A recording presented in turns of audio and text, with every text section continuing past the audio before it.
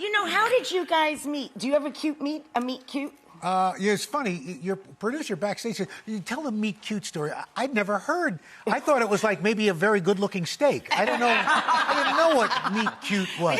It's an old Hollywood term. Yeah, it's an old Hollywood expression. Well. Do you have a cute story about how you met? Well, we were working together, and Deborah's at NBC, and I thought she was beautiful, and she thought that I was taking up space.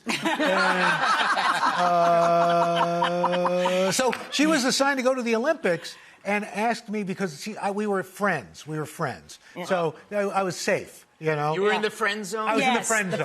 I was in the friend zone. Bad place to be. Yeah, well, yeah. So it's like being in the Phantom Zone in the Superman comic.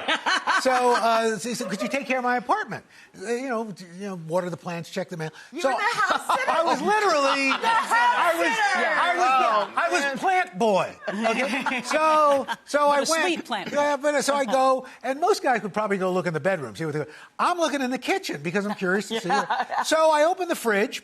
And there's like a bottle of champagne, an old piece of cheese, and a thing of Grey Poupon. I thought, well, I don't know. And I look in the pantry, and it's like, again, cobwebs, I mean, it's like little tumbleweeds.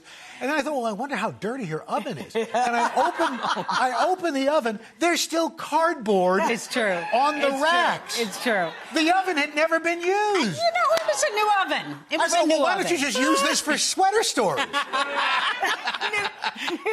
New meaning less than 5 years old. Yes. So I thought, well, she's coming back. So I stocked her fridge. I stocked the pantry, and I left flowers on the table and said, "Welcome home." And then I got a date the next week. There you go. I broke out of the friend zone, baby.